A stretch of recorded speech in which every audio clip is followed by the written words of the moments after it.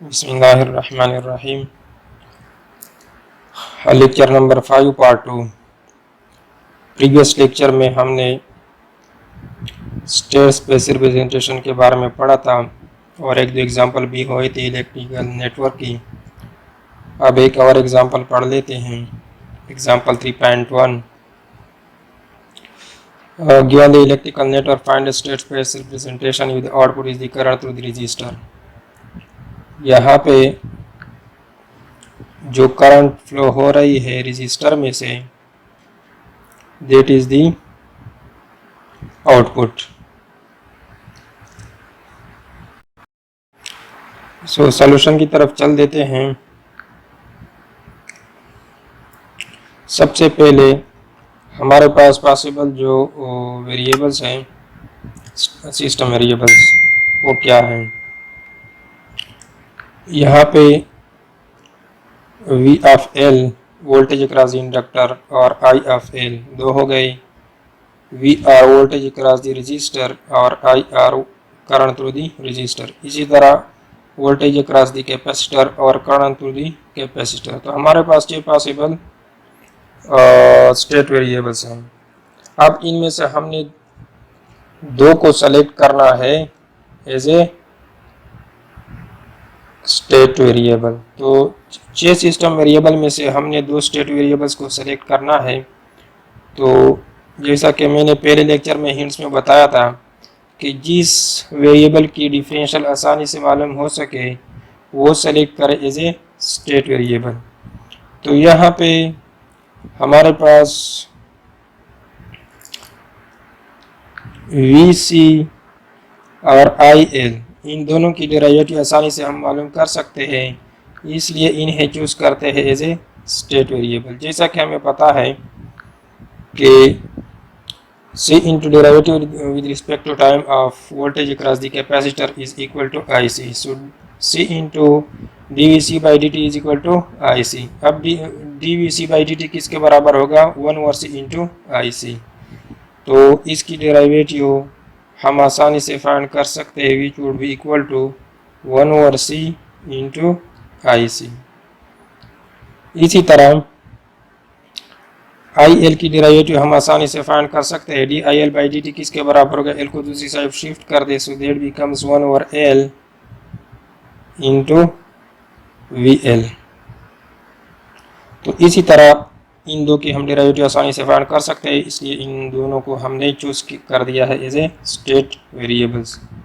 अब आते हैं कि अब IC differential of the state variables को हमने लिखना है in terms of linear combination of state variables and input.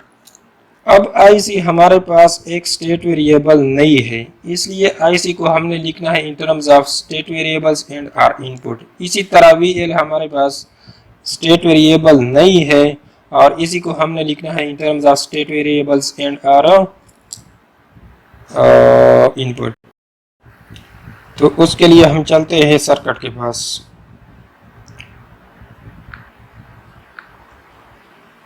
IC is equal to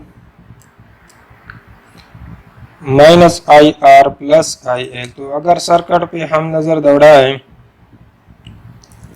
यहाँ पे IL is equal to IR plus IC।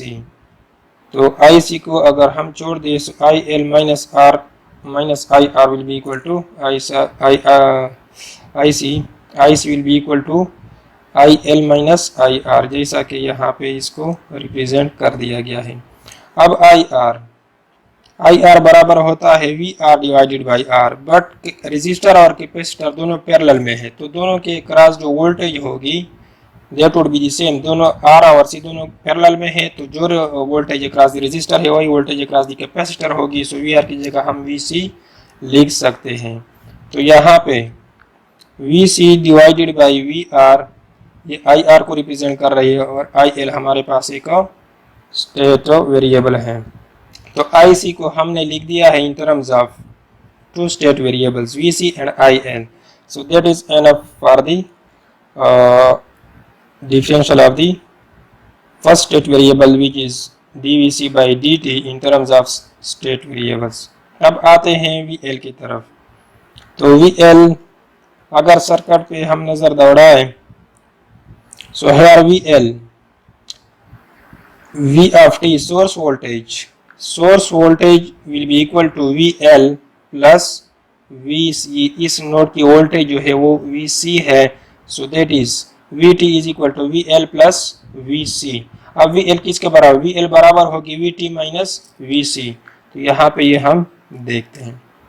सो यहाँ पर VL is equal to VT minus VC। अब VT क्या है, इनपुट है, और VC एक स्टेट वेरिएबल है, तो VL को भी हमने इन टर्म्स ऑफ स्टेट वेरिएबल लिख दिया है। अब इन IC और VL की वैल्यू पुट करते हैं इन दो इक्वेशंस के अंदर। ये जो दो इक्वेशन आए हैं, इन दो के अंदर IC और VL की वैल्यू पुट करते हैं तो हमारे पास ये कंडीशन होगी। फर्स्ट में जब हम वैल्यू पुट करते हैं तो ये होगी, सेकंड में पुट करते हैं तो ये होगी। अब C और L को राइट साइड पे ले जाए तो हमारे पास ये दो इक्वेशन आ जाएंगे। तो फर्स्ट स्टेट इक्वेशन हमारे पास ये होगी, सेकंड स्टेट इक्वेशन हमारे पास ये होगी। अब आते हैं आउटपुट की तरफ। आउटपुट क्या है, that is the current to the resistor. अब रजिस्टर IR किसके बराबर है, VR divided by R। Capacitor और रजिस्टर दोनों पैरेलल में है तो वोल्टेज सेम होगी, सो दैट इज VR को हम VC से रिप्लेस कर सकते हैं।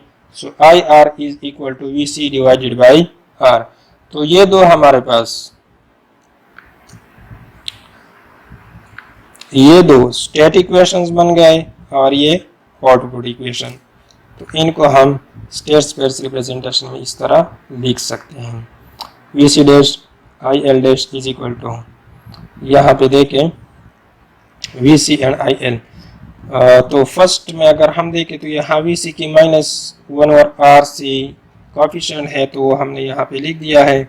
इसी तरह IL की कोफिशिएंट 1 ओवर C है, यहाँ पे कोई VT नहीं है, so that is 0 into VT।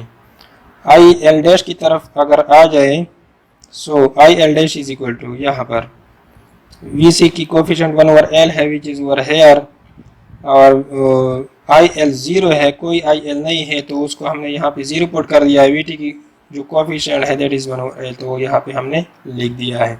So that is the state equations. और नीचे आ जाते हैं आउटपुट इक्वेशन की तरफ। सो IR इज इक्वल टू, जो यहाँ पे इनपुट, कोई इनपुट नहीं है, जस्ट VC है, तो VC की कोफिशिएंट 1 ओवर R है, और इस तरह IL की कोफिशिएंट 0 है, कोई IL नहीं है, so that is the output. So this is called state space representation, जिसमें ये स्टेट इक्वेशन है और ये आउटपुट इक्वेशन है। तो चलते हैं नेक्स्ट मैकेनिकल सिस्टम की तरफ। तो ट्रांसलेशनल मैकेनिकल सिस्टम की तरफ चलते हैं।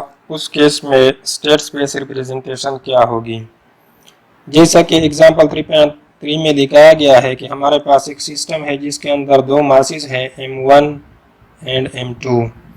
Both are connected by spring K, और फर्स्ट के क्रॉस जो फ्रिक्शन है दैट इज D।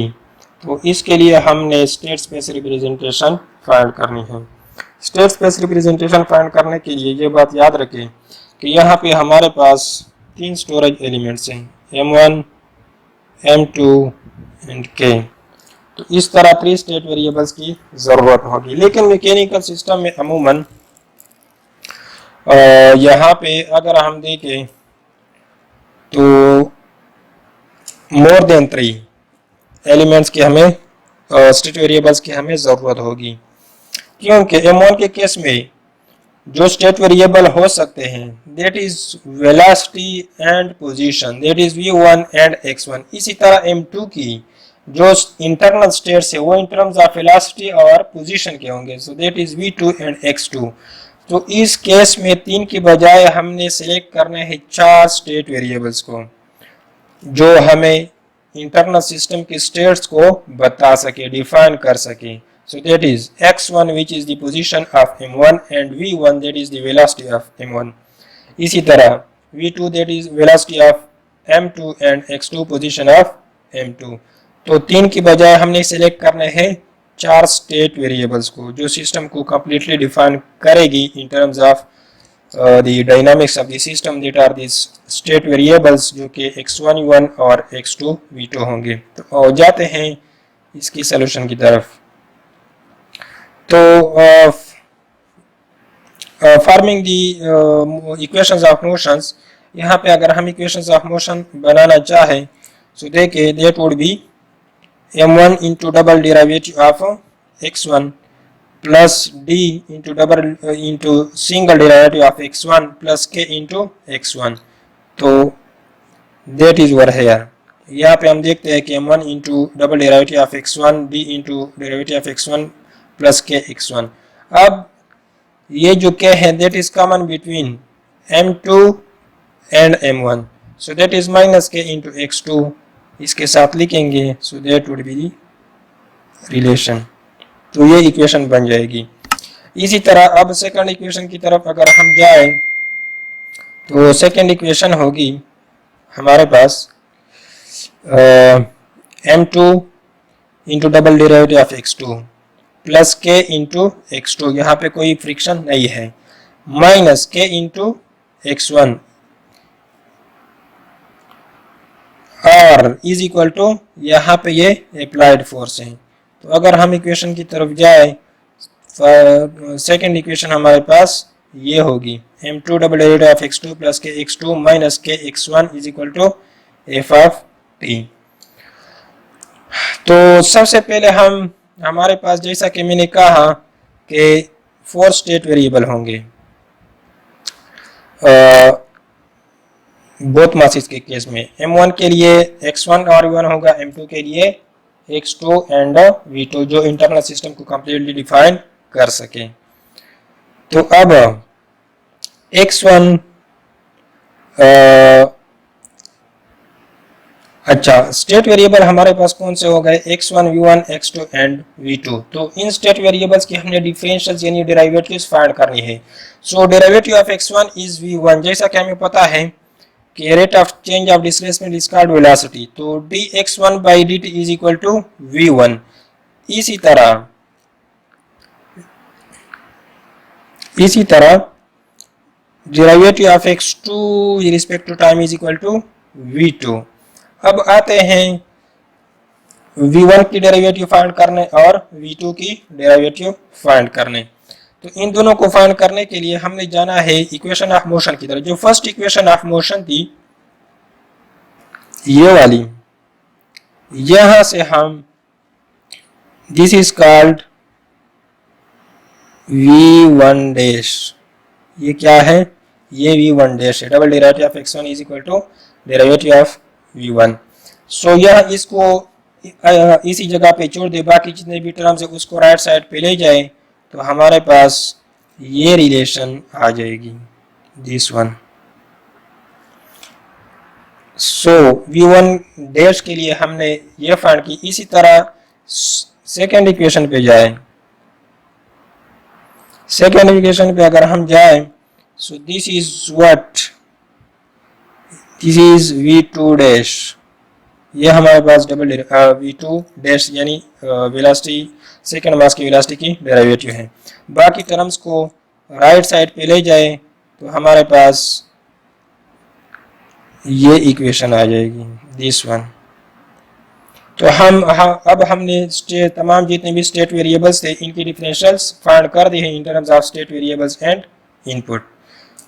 तो हमारे पास इस तरह 1 2 3 एंड 4 4 स्टेट वेरिएबल्स थे। 4 स्टेट वेरिएबल्स के लिए हमने 4 स्टेट इक्वेशन बनाए हैं। अब आते हैं इनको मैट्रिक्स फॉर्म में लिखते हैं। तो मैट्रिक्स फॉर्म में लिखने के लिए हमारे पास जो फर्स्ट वेक्टर है that is the derivative of the state variables. तो स्टेट वेरिएबल्स की डेरिवेटिव ये है x1 dash v1 dash x2 dash and v2 dash. अब x1 डैश किसके बराबर है, v1 के बराबर है। तो x1 की कोफिशिएंट 0 होगी, v1 की कोफिशिएंट 1 और इसी तरह x2 v2 बाकी 0 होंगे। इसी तरह इस इक्वेशन के ऊपर जाते हैं यहाँ से,